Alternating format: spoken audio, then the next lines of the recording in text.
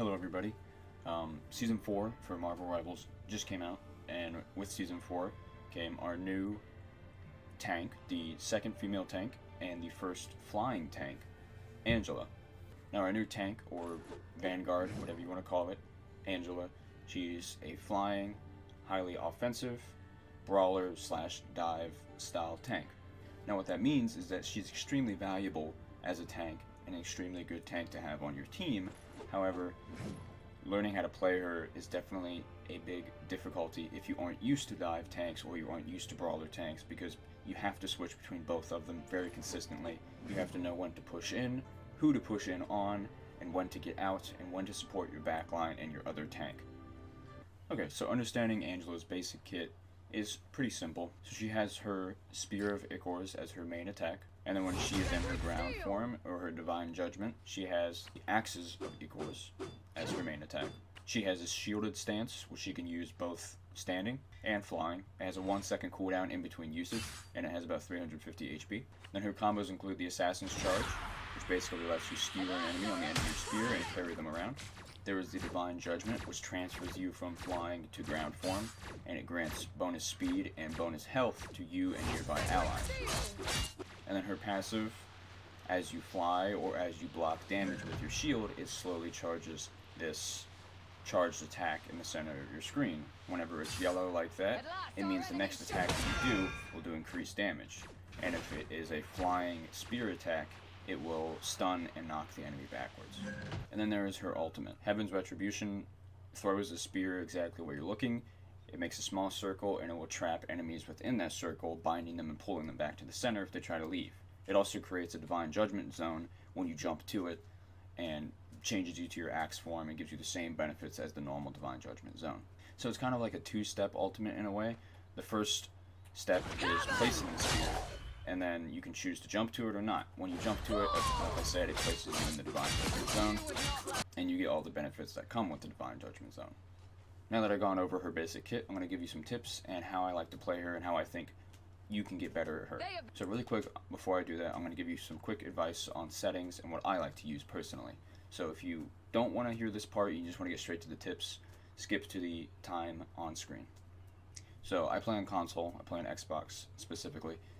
So for my sensitivity and my advanced, I use the same on her as I do most of my other characters, mainly my tanks, because I mainly play tanks. So if you care about these and you want to set them to what I have them, or you just want to try them out, go ahead and take a quick look. You can change these to fit however you like. Now I use a basic splash circle for the melee, since her damage is really just whatever's right in front of you. That's the main thing you gotta worry about.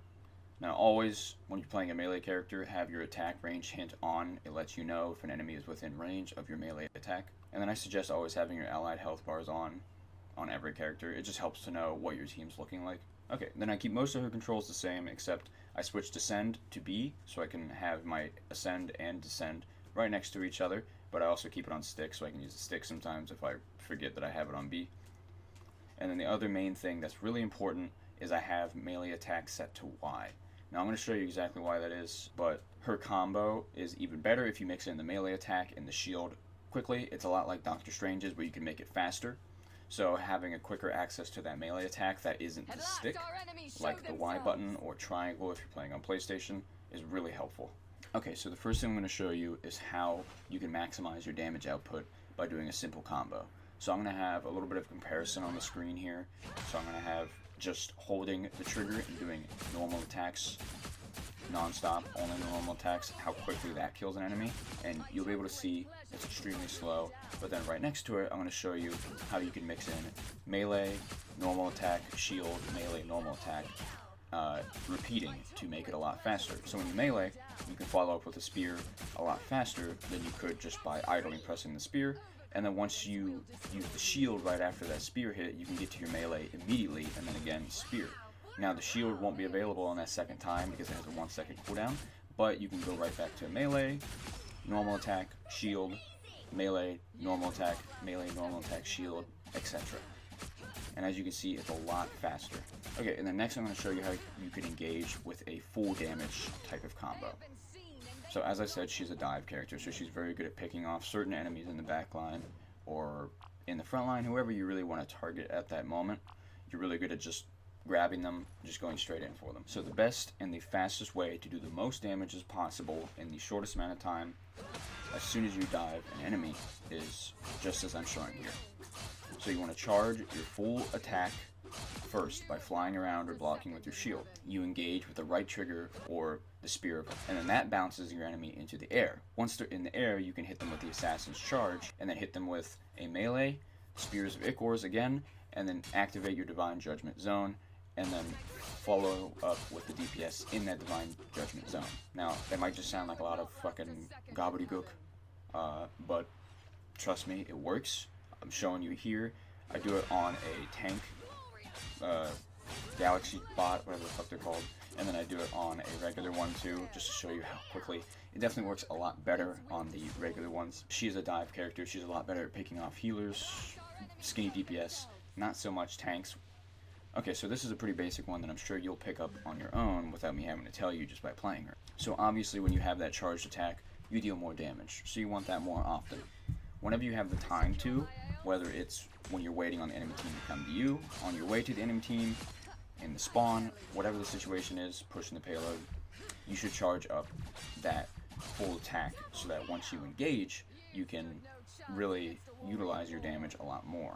Now, what I suggest doing is charging up that attack and flying through with your shield, because you can actually fly full speed ahead with your shield and you can still block damage that way. And then the shield itself also gives you charge on that, so maybe you're just a little bit short, you can block damage with the shield and it'll charge you up the rest of the way. Okay, so with this charge attack, it doesn't just apply to her spear, it also applies to the axe attacks when you're in the divine judgment stance. So you can increase your damage with the axe hits with your first axe hit, not the other ones.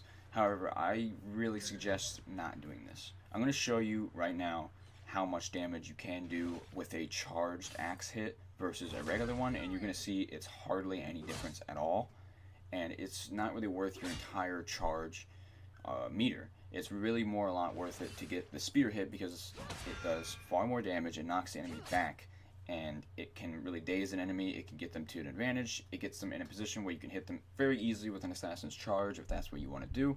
And like I said, I really don't think it's worth it to engage with divine judgment.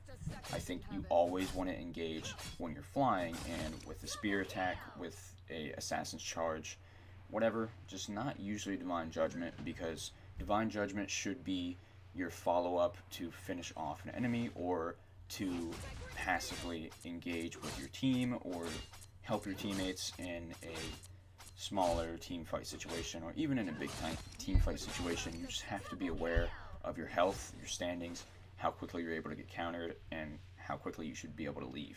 Okay, so this next one goes a little more in depth on the divine judgment attacks. So the way the axe attacks work is it is a 4-hit combo.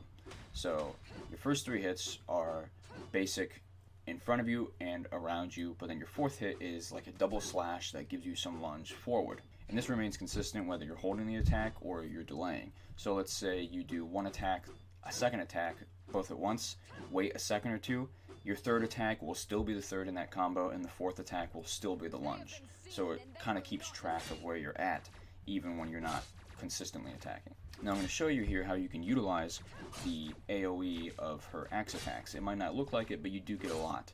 When you're standing directly to the left of an enemy or directly to the right of an enemy, even if they are beside you, you can still damage them that way. So you can utilize the lunge to damage multiple enemies at once, because the lunge is one quick attack forwards that damages everything on your way forwards. I'm going to show you exactly what I mean with these bots here, how you can stand to the side of them, and with that 4th hit, you can hit both of them at once. So this is good if you're attacking multiple skinnies, like multiple healers at once. You can really kind of maximize your damage on both of them and keep yourself a little more unpredictable by moving around a lot more consistently. However, if you're going to be jumping back and forth with this, I suggest turning your sensitivity up and treating it kind of like a Black Panther ability, how Black Panther is really quick back and forth with his dashes. You can kind of do that same thing with the axe swing forward. It's just not nearly as fast or nearly as far, but you still definitely can. Okay, so this next one I mentioned in a previous tip. I'm going to go over it again really quick, just so you can get the idea that it is a part of her kit that you can use. So her shield stance, whenever you block projectiles or damage, it increases your charge to your full attack. Now it is a lot slower and not nearly as fast as flying around. However, you can still use the shield when you're flying around or on the ground, and you can get your charge that way as well. Her shield at first glance seems lackluster and too small to be helpful to the team. However, you can still certainly use this to help your team. Now, if you played any shield tanks, I'm sure you know how you can block, say, Namor ults. You can block Scarlet Witch ults, Magneto ults, Iron Man ults. You can still do this with Angela. It's just a lot harder to do so because it's a smaller shield, smaller hitbox, and it's a lot harder to keep supports behind you because you're moving around, they're moving around, they're not certain which way you're going. It can be very inconsistent. But the shield itself is still a bigger target than a support will be. Okay, so this next tip here, I'm going to tell you, you want to use your environment a lot. You want to use your Assassin's Charge and your Charged Spear attack to push and pull enemies into positions they don't want to be in or just straight off the map. Now, great characters to do this to are tank characters like, say, the Hulk or Emma Frost when she's not in diamond stance that can't quickly get to solid ground if you take them off the edge. Or say a tank like Groot that can't get back to the team as quickly as someone else could. So when you hit an enemy with your charged attack, fully charged, it knocks them backwards. You can use this when an enemy is near a ledge to just give them that last little poke off the edge. You can use it to bump them up, hit them with the Assassin's Charge, and then take them to that ledge, or you can just hit them straight with the Assassin's Charge and take them off the ledge. Okay, so these last couple tips, whatever I have for you, is about her ultimate. So her ultimate, as I explained earlier, throws a spear, traps enemies within, binding them to the center of the spear, pulling them back when they try to leave, and whenever you jump to it, it creates a Divine Judgment zone that you can use to increase your speed and give you and allies bonus health. Now, I suggest throwing this at groups of healers, healer DPS on their own. I don't suggest doing it to tanks very much because they will be able to support whoever they're trapped with very easily because they have a lot more health. Now, whenever you throw it, you don't have to leap to it right away. You can wait or you can just not leap to it at all. What I suggest doing is trapping an enemy, going up to them, hitting them with the charge attack melee combo, and then leaping to it, because it does a lot of damage all at once. And then another interesting thing about jumping and creating the Divine Judgment Zone is that it doesn't eat your current cooldown of the Divine Judgment Zone. So, once your ultimate ends, you can follow up with another Divine Judgment Zone if that's what you want. You can stack them in that circle, you can create another one, whatever you really want to do with it. Now, I will tell you, if you do stack them, it doesn't stack the bonuses. Now, another good opportunity to use is just when enemies are trying to flee or trying to get to a more advantageous position, that is, like, say, in a building, undercover, whatever. That would be a good time to use on a tank that is trying to get away, because you and your team can follow up and finish that tank off and stagger them for the rest of the match. That's all the tips I got, but I'm going to show you a couple clips so I can explain to you how I'm playing her a little bit. Mainly, I'm really quick, I'm just going to show you the ledge kills and then carrying enemies to a less than desirable position for them. So I got a couple ledge kills here on this map in this specific round. This is a great map, good position for it, because the ledge is right there, right next to the objective. So you want to wait for someone like, say, Hulk to get themselves in an unfortunate situation where they're near that ledge, because Hulk cannot get airtime unless he is currently on the ground or near a wall that he can grab the wall. So if you're able to grab a Hulk with your Assassin's Charge, you can push him far enough to the edge that he'll just sink. And then I show you, I even grab a Spider-Man and actually manage to kill the Spider-Man, which is pretty unheard of because Spider-Man has one of the best movement kits in the game. He shouldn't be able to die to ledges unwillingly. But what I did is I grabbed him with the Assassin's Charge and I used as much charge as I could to push him down into the death barrier as far as I could. This next one, I'm showing you how you can separate enemies and trap them in situations they don't want to be in. So on this match, my friend here is playing Thor.